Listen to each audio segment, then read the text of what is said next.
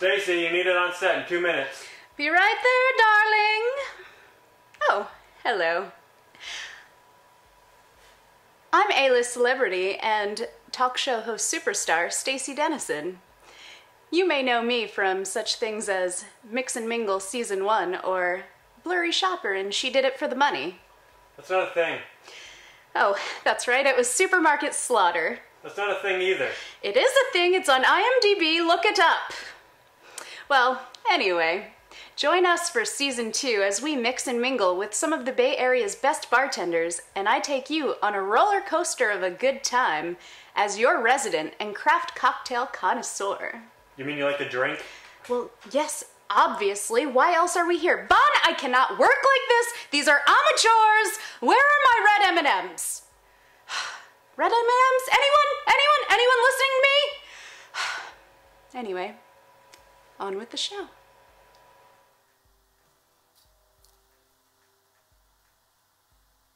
Hello, welcome to Season 2 of Mix and Mingle. I'm your host, Stacy Dennison. And tonight we have a very special guest, Miss Katie Ackley from Willard's Taphouse in Largo. Welcome, Katie. Thank you for being here. Thank you for having me. I'm excited. Good. So Katie is a cicerone, which I just learned this word today, actually. It's basically a sommelier, which we learned last season if you were watching, of beers. I am only a level 1 cicerone, though. There are about 3 or 4 different levels. They each get increasingly harder, but the level 1 cicerone means I know how to pour a good beer and into the proper glassware. So. Nice. Well, that is very important. So, Katie, tell us a little bit about Willard's Taphouse. For sure. We are located in Largo, Florida, and we have 40 different craft beers on tap. Primarily, we have craft, but we also do have international beers, and we have always 10 beers that are local. So Tampa Bay area, Florida in general. Gotta love the local Florida craft beers. We are in the Bermuda Triangle. So many.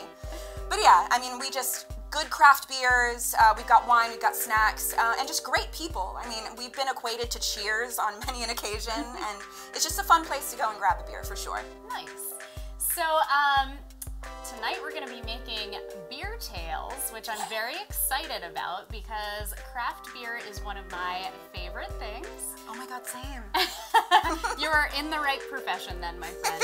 So, as you can see, I came prepared with my I Do Crafts shirt. I like it, I like it. And so what is the first beer tail that we're going to be making? First, tell us what a beer tail is for those that don't know. Okay, so there are a whole variety of different types of beer tails. You know, you've got your loaded beers, which actually have liquor in them. You've got your just mixed beers. You've got layered beers, which is actually the first one that we're going to make. And you have beers that have like mixers in them or emulate certain things like desserts or different cocktails. So what we're going to do first is the layered beer, and what most people are familiar with in terms of layered beers are like your black velvets, your black and tans, your snake bites.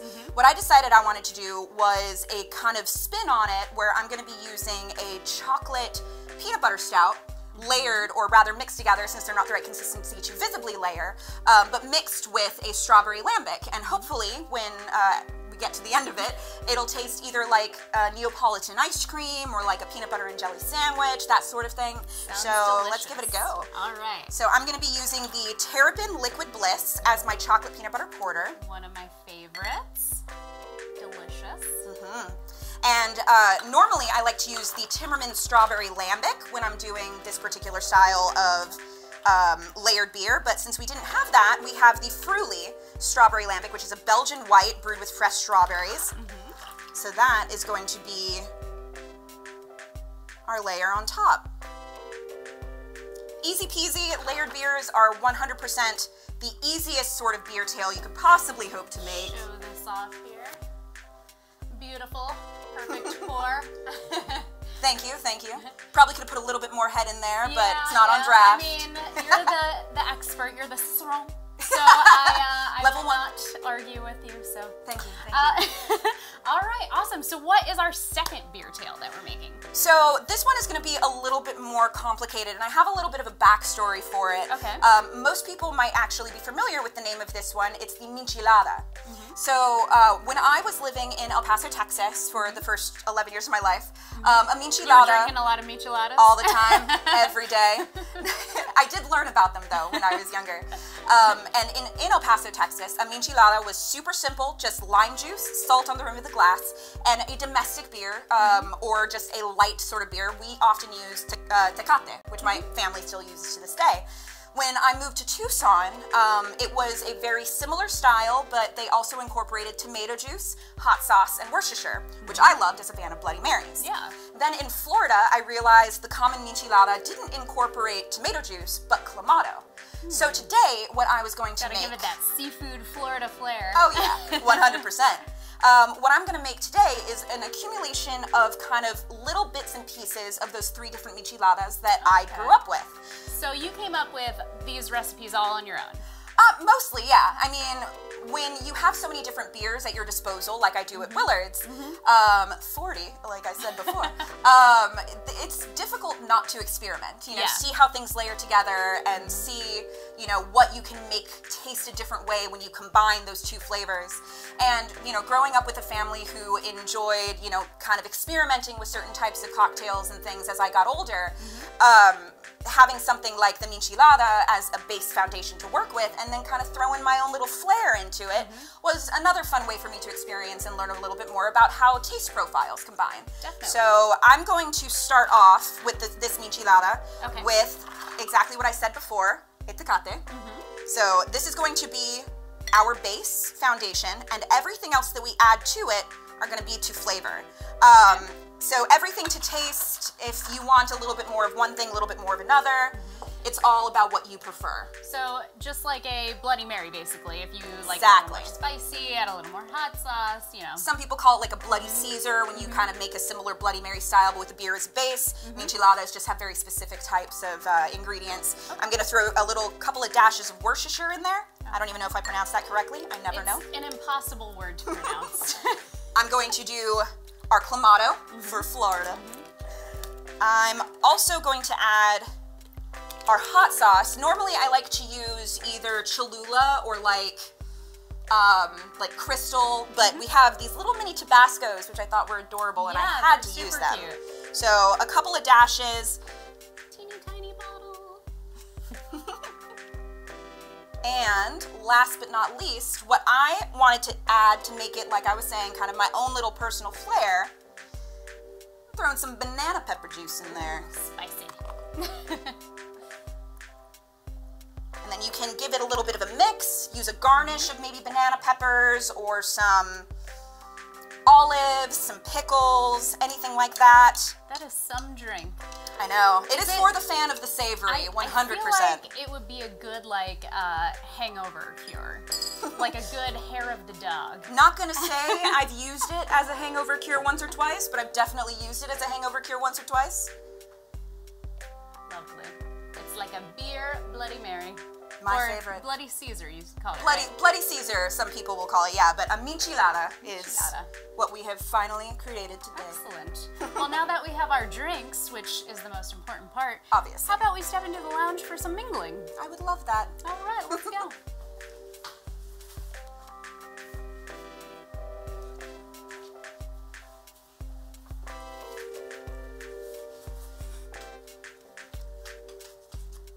Cheers.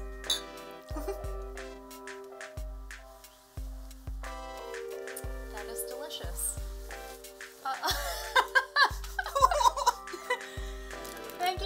Thank you, Vaughn. I've been looking for my red M&Ms all this time. Thank you so much. I don't know if I want to know. Take care of the diva, okay? I'll put these here for now. I have an interview to conduct, so. Oh yes, that's right. I was distracted by the M&Ms. I forgot entirely. So, Katie, you have a very interesting bio, I'll say. It's a little full. For all my guests, I asked them to provide me a bio ahead of time. And I read Katie's and I was like, this is a lot. So I tried to narrow it down, but she has a very interesting past. So that being said, first and foremost, you host a podcast every Sunday, right? I do. Every Sunday we have a live stream of our podcast at 5 p.m. Eastern, and we are the Anime Addicts Anonymous podcast. I am one of 4 hosts. You're kind of coming out by saying that you're anonymous, but now you're identifying. On the show, my host name is completely anonymous. Oh, okay. But I'm taking off the veil a little bit for you on this one. Don't tell anybody. But yeah, so we've been going at it for 10 years now. Wow, that's We've a long developed time. a decent listenership. I'm super proud of what this podcast has become. We've done interviews before. We have information on news in Japan. We watch all of the anime that comes out seasonally from Japan as it airs, so that we can tell you, you know, what's good and what might not be worth watching. But in general, it's just a really fun, very informative podcast. If you're a fan of anime, it's worth checking out. So you can find us at aaapodcast.com. On Facebook, our episodes are for download on YouTube. Excellent. If you're a fan, Nice. hit us up. All right. So, the next thing I want to talk about is this is not Katie's first time on TV. Unfortunately not. What I was Dark past. I'm very, very intrigued by this, and I did a little research, and so Katie was on MTV's Made. So if you don't know what Made is, Katie, tell them about it. So originally MTV had a show called Made that was very much like, I want to be made into a rock star. I don't want to be made into the prom queen. But then they ended up doing a Dream Bigger series, which was actually helping people get made into different occupations. So I applied to be made into a stunt woman. So how did you choose stunt woman? Mostly a lack of self-preservation. No, I've always been a bit of an adrenaline junkie. I like trying new and outlandish hobbies. I figured I have a decently high pain tolerance. I figured it was something that I would be good at. But mostly I just thought, from the perspective of maybe a producer, that would make for a very visually stunning show. So I applied mostly because I thought it would help me get in. And it did. They picked me, and for about 6 weeks they trained me with different coaches and different teachers. I learned stunt driving, I got lit on fire, I dove over an exploding car. I saw that. That was some stuff. It was a lot of stuff. So what was the selection process like for that? Did you see that they were casting and you were just like, I want to be on it? Kind of, yeah. So there was a convention that was in this area. It was MetroCon in Tampa. And they had a stand set up for MTV's Made, and they were doing interviews for anyone who wanted to do it. And I signed some papers, I did my little mini interview, and that was it. I forgot entirely about it. Got a call 6 months later, and they're like, you're in. Wow. So, that's pretty good. Yeah, definitely not as rigorous, I think, as some auditions or screenings or things can go. So I was very lucky, and then very not lucky when I realized just how much what it was going to entailed. involve. Yeah, you're like, I'm second guessing myself here. This was a lot. So, for the, as you were saying, I noticed that you got to drive cars, like stunt driving. Yes. You got hit by a car. I did. It was only going 30 miles an hour though, so it wasn't that bad. Only 30 miles per hour, that's it? You jumped off a, 40-foot tower? That was my height. Yeah, that was the highest that I jumped, was 40 feet. My normal kind of one that I jumped was 10 feet, and that was kind of just into the standard, like, mattress bag type thing. But 40 feet was, like, my graduating high dive, I suppose. It was really fun, very, very scary, because they kept on drilling into you, like, you don't want to fall into the bag incorrectly. And I'm like, well, that's lots of confidence now, guys. Thank you. I'm very eager. That's to absolutely jump to. terrifying to me. And you also got set on fire. I did, yes. And that one isn't nearly as dangerous as you think it is. There are layers upon layers upon layers of things that you are wearing. If you ever see a stunt person in a movie, oftentimes they're very heavily clothed, or the only thing that's lit on fire is their outfit and not any part of their actual body, because you've got like a film, or like it's like a gel that you put on underneath everything. I saw them apply something. Yeah, and then it's multiple layers that are all flame retardant, and then you've got your main layer on top that's like super thick, but that's the layer that burns away, so you're only supposed to be on fire for like 30 seconds or less. So I actually kind of got a little bit of a burn on my leg from that. Oh, yikes. Time moves so slowly when you're on fire. I didn't realize that it had been like 45 seconds. So all of that sounds absolutely terrifying to me, and I never want to do any of that. It's great. And especially not the jumping off a 40-foot tower. I'm terrified of heights. Did you crap your pants at all during any of this? If I did, you're not didn't revealing make it on camera, so it doesn't matter. Fair enough. Fair enough. I'm an adrenaline junkie, like I said. I love things like that. I love heights. I loved just the action of it. So it was a lot of fun. It was worth it for sure. So now, this is a personal question, you don't have to answer. Did you get paid for this, or was that kind of like you got paid in punches? I also got paid in punches, for sure. So because it was through MTV, most of it was they paid for my hotel, they paid for my plane ticket, they paid for all of the things like my food and my board and all of that.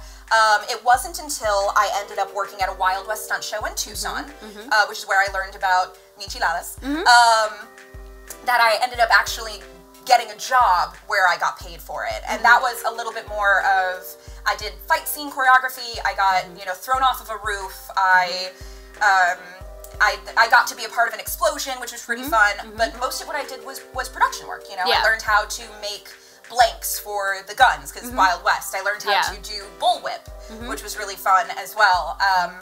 But it's a little difficult to get health insurance as a stunt woman, so I can imagine, it was a short-lived career. Very short-lived career. So after that, then you segued into the alcohol realm.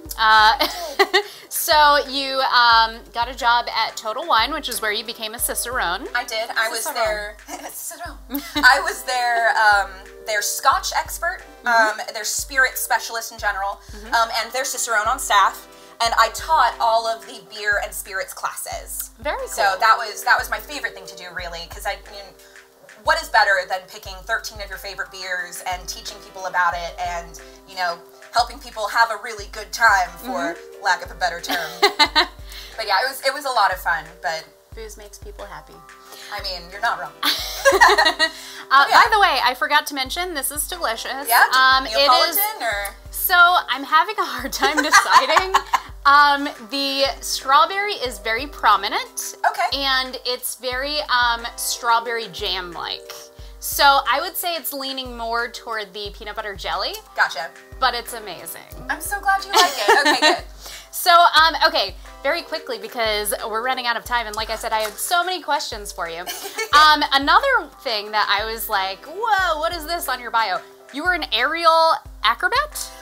I mean, technically, didn't get a job in it or anything, but when I was in college, we put on a production of A Midsummer Night's Dream, and they hired 2 directors, one to teach the Shakespeare, and one who was an artistic director who taught all of us how to do aerial acrobatics. That's pretty cool. And it just stuck. I loved it. I would rig I did aerial lyra, so it was like the metal hoop.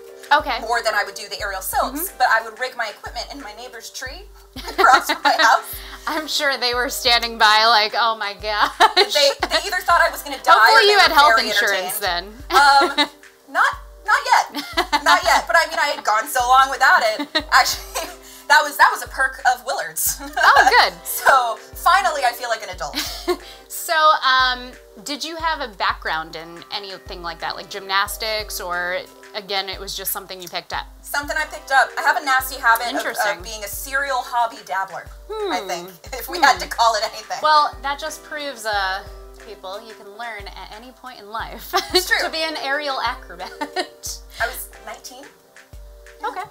So, all right, I have some bartending questions for you, since this is a bartending show. I know, it's fascinating, but I mean, this has turned into the Katie show. I just bought Mix and Mingle. I hope you don't mind. So it's now Katie. So I did have one more quick question that I almost forgot about, related to Maid. Do people ever recognize you from the show? No, not at all. Well, that's good then, because yeah. there were a lot of moments in May that I really would rather people not remember. But I also, when I got my job at Willard's, the first thing that I did was get tattoos and dye my hair. So, and I've been dyeing my hair crazy colors for the last 2 years, every couple of months. So I doubt So no one anybody knew, would recognize and then me. I just revealed to everyone. Yeah, and now good you're job. gonna get nonstop questions. Thanks for that. I appreciate it. Apologize. I outed was you on laying your low for podcast. so long. I know. I outed you on your podcast, and then I just outed you on your maid. I have no experience. secret identities at all anymore, Stacy. Why would you do that to me? Sorry. That's what we do here on Mix and Mingle. So, how did you get into craft beer? Did you always like it, or did you kind of segue, like you know, were like a, domestics, and then, you were like, this isn't tasty enough, I want a craft beer. I'm gonna go with that. But Okay. no, I actually, I've always really appreciated craft beer. I've always had a lot of friends who were into craft beer. My now roommate is a home brewer, so he was kind of getting me into it a little bit. When I worked at Total Wine, obviously when you're surrounded by so many different things, so many different types of alcohol, different types of craft beers, different types of liquors, you find yourself sampling quite a bit. Did you find yourself sampling rum at all? I actually did. That's our magic word for the episode. A big thank you to our sponsor, Code Rum. Keep to the code. Now continue. Okay. I did though. I actually taught classes in rum. Okay, cool. So I actually am super intrigued by this code. I might have to check it out myself. Definitely. It's delicious. But yeah, so I Code Rum. I definitely had many an opportunity to try many a delicious booze item. Nice. So that kind of piqued my interest, and then when I found out that Willard's was hiring, I was like, I know craft beer. So that's And I'm a cicerone. I'm cicerone, level 1.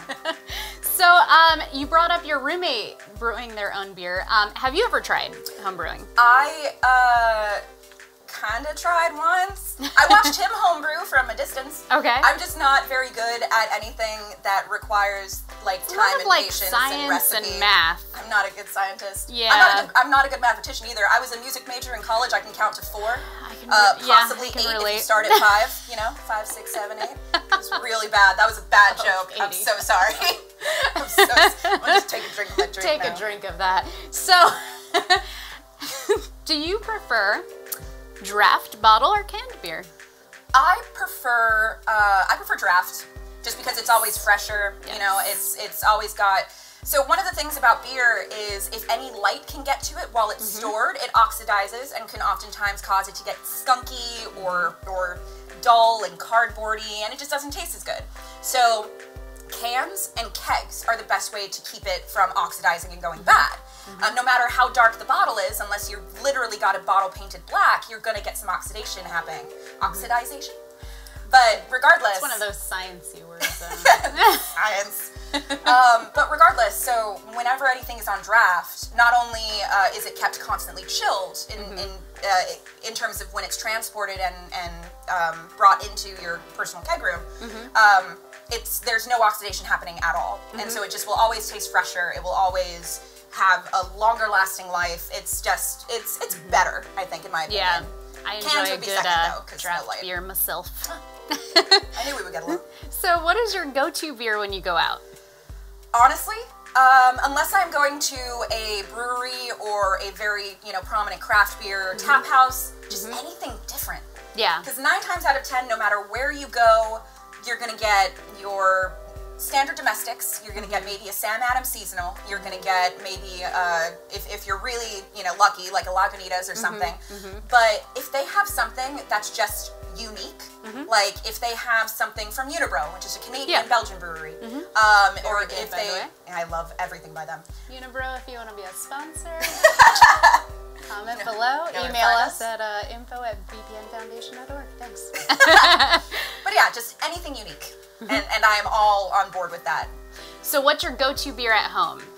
Oh, that's tough. Right now, in my fridge, season has a little bit to do with it. I but agree. Right now, I've got some Funky Buddha sweet potato casserole Ooh, that's in my a fridge. good one. Yeah. Love that one. And I've got some Dragon's Milk. I can't remember what the name of the brewery for Dragon's Milk is, but it's this really, really nice, super thick Russian Imperial Stout. It's like 10%. And it's good. Oh, it's so tasty. Now, what is your favorite type of beer out of all of them? Oh, okay. So this is It's probably seasonal too. Actually, so it's a hard toss-up for me because I either like stouts or sours. So I'm like on Those two are different like ends of the spectrum. very different. But for you non-beer drinkers out there, they're very a stout very is a different very ends of the spectrum. dark, more heavy beer. If you're familiar with Guinness, envision that. Sour is very tart. There are a whole bunch of different types of sours too. You've got your like citrusy sours, you've got your salty Goza type sours, you've got your vinegary kind of Flanders red type sours, and I love anything that kind of makes you do the thing where you get like that where you're like sucking on a lemon head. Exactly. That's my favorite. So. All right, we're cutting it close on time, but I have so many things. All right, let me pick out my favorite question here. Okay. Let's see. You work at a tap house.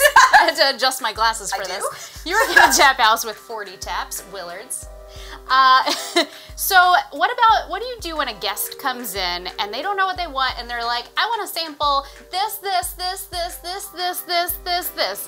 Do you cut them off That's my favorite thing. I love when people do that. It's like Baskin Robbins. And what day do you work? Do that to her on I'm open to close Wednesdays. I work Thursday, Fridays, and Saturdays. Honestly, usually people are pretty good about it. Oftentimes I'll get people who will ask for a sample and then feel really bad to ask me for a second sample. I'm one of those people. It actually makes me feel good about it. Like, I feel better offering you a sample when I know you're not just like, I want to sample 1, 7, 8, and 19. Can I answer all of those? Yeah. But usually if people don't know what they want, I'll ask them if they're feeling light or dark. If they want something light, are they feeling hoppy? Are they feeling sour? Are they feeling sweet? And you can narrow down the board substantially and kind of pick out a couple of things and then give them a sample of the 3 things you've narrowed it down to and see if they find one that they like. And I will say this, having been a beer tender myself, if you kind of push a certain beer on them, like if you give them like 3 different ones, they'll pick one of those. Usually. Instead of them being like you said, I don't like 1, 7, 8, 19, then they're just gonna keep doing it. So if you kind of steer them in the direction, they're more likely to. Exactly. Little helpful tip for you bartenders out there. Drink already getting to you, Susan? It is, yes. Beer man, super strong. Oh, so my last question for you is one that I ask all my bar guests. Okay. So, have you ever had anything super awkward or embarrassing happen while you were working? Okay, so I actually have a pretty great story, and pardon my French for what I'm about to say, but it was about the 3rd week that I had been working at Willard's. So I had gotten to know a lot of the regulars, but not really intimately. Like, I wasn't friends with them. And one of the women, who I am now very good friends with, she's one of my favorite regulars who comes in. I guess she had had a little bit too much to drink and was, you know, she wanted to say a joke. And the joke was a little bit of an elaborate joke. And who can ever remember those? Right, in her state of inebriation, she managed to take 2 parts of the joke, combine it into one, and in a moment of complete silence in the bar, she looked at me and went, "You're a whore." And then the look of horror on her face. The look of horror on her face. I lost it. I just like laughing. I actually kind of like went down to my knees on the floor because everyone heard it. It was dead silence. And she had a hand over her mouth. She looked like she was like gonna cry almost. She's like, "I'm so sorry." One of her friends was like, "Anne!" like yelled at her. And now you've outed Anne. Oh, sorry, Anne. She knows. Now she calls me a whore lovingly. But yeah, so that was really funny and awkward, and you know that now it's just it's a great story to tell about when one of my patrons called me a whore. Anne. Anne. Oh, Anne. All right. Well, Since we are so low on time, thanks to me and my excessive questioning of you, it's like an interrogation room in here. I mean, I enjoyed it. So that's right. Not my It's the first Katie rodeo. show. So you're experienced at TV. You're like, put me on. Hello, I'll talk all about myself. So we have two more beer tails to make, and let's go get them. Sweet. All right.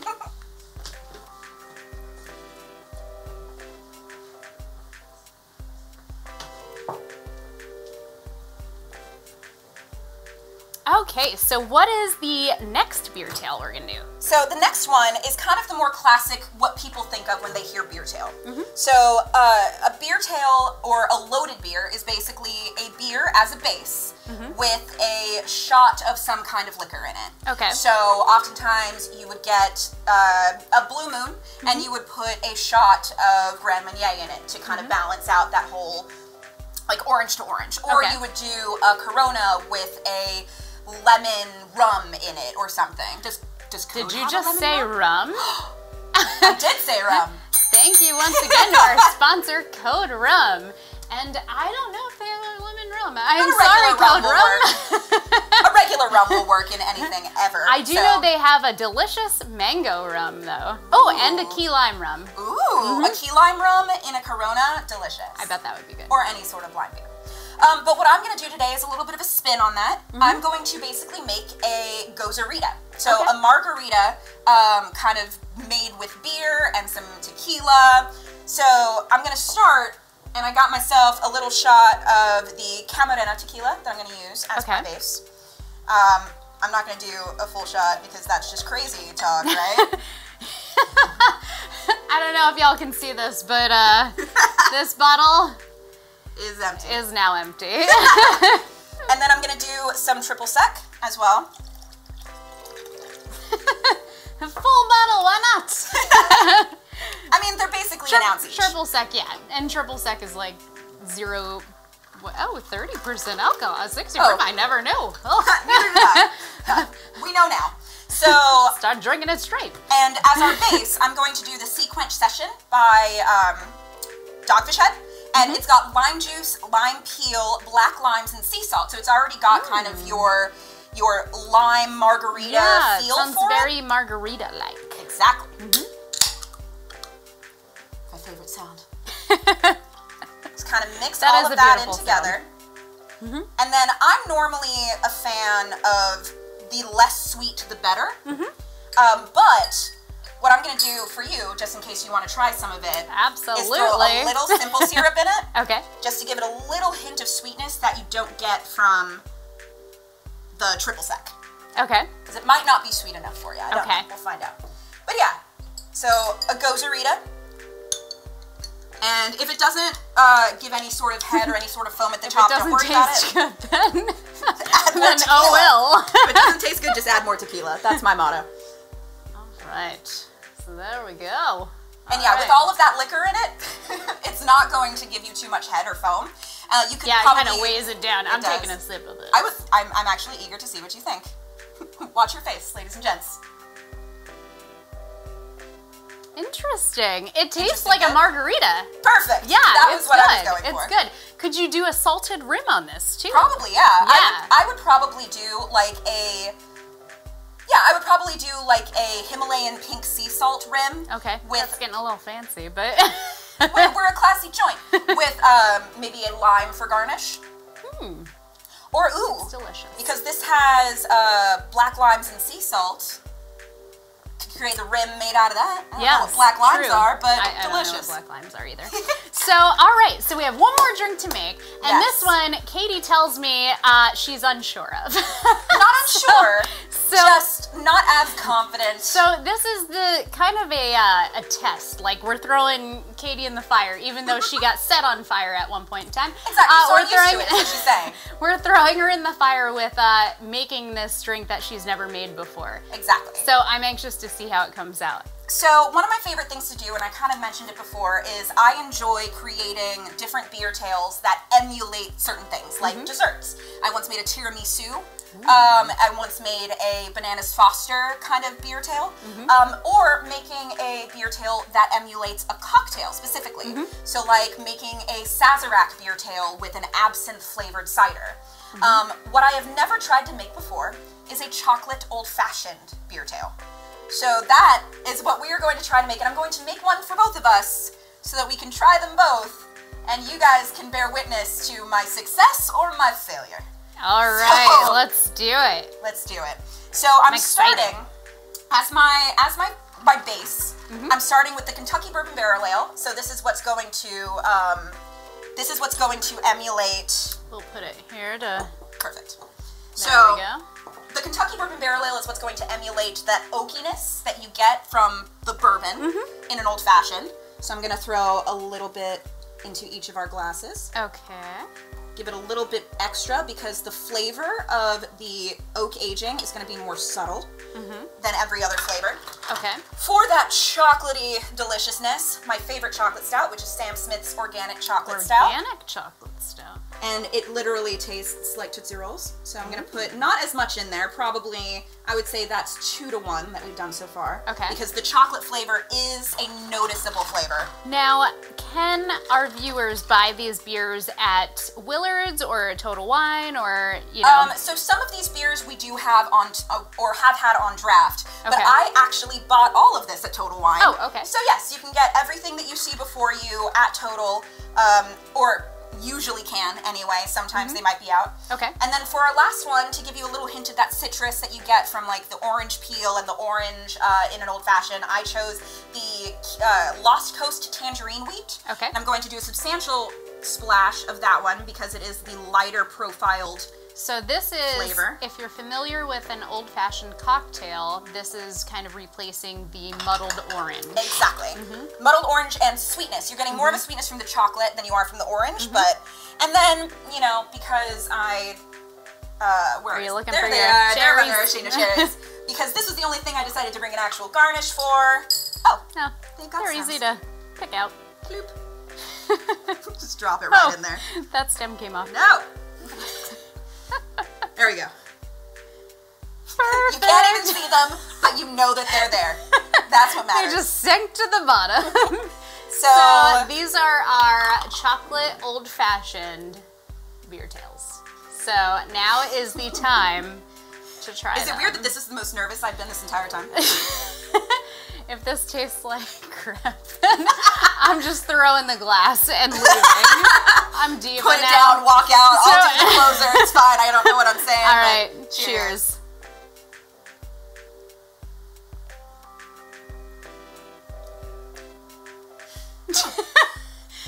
It's an interesting taste. I don't dislike it. Doesn't taste like an old fashioned, but it, you know, it tastes good. I will give you that. It's So again, it does not taste like an old fashioned. So if you're really looking forward to a beer tail tasting like an old fashioned, do not make this. But I mean, go ahead and experiment with what I did and see if you can find things like a different bourbon barrel aged beer or a different chocolate stout or something a little bit more pronounced with that orange flavor. Maybe throw some creek in interesting, there for though. cherry. It's not bad. It's not bad. I feel like each one is better on its own. They don't need to be mixed together. Well, it was a good try, Katie. Thank you. I commend you for it. So part of cheers it. again. All right. Well, with that delicious drink that we're closing with, I do want to use this opportunity to say, first and foremost, please drink responsibly. Yes, okay. It's all fun and well to be goofy in your house, but please, if you're going out, take a Uber, Lyft, call a sober friend. Thank you, first and foremost, to the VPN Foundation. Cheers to you for making this show possible. VPN Foundation, benefiting our education for children. I'm tongue-tied now that I've had this delicious beer. You're welcome. A big thank you to Willard's Taphouse in Largo, go see Katie there every Wednesday, or you Wednesday, said Thursday, Friday, Saturday. Oh, that's a lot. I'm there often. She's there all the time. I'll also say follow them on Facebook. They have a lot of events. So many. So they have a lot of good stuff. I know this week coming up they have a pumpkin takeover or something. Yep, it's that the looks last pretty call good. for pumpkin beers. So also a big thank you to our producer, Vaughn Reed. Cheers to you, Vaughn. Thank you for those red M&Ms. I'll be having those a little later. And a big thank you to our sponsor, Code Rum. Keep to the code, everyone. And also be sure to follow us on Facebook under VPN Foundation so that you get notifications every week. We are live every Tuesday at 9 p.m. So be sure to like us on Facebook, subscribe to our YouTube channel, VPN Foundation, and also check out our new website, which is www.vpnfoundation.org. So thank you so much, guys, for tuning in. Go ahead, try some beertails at home. I wouldn't recommend this one, but all the rest are delicious. Gee, thanks. Cheers.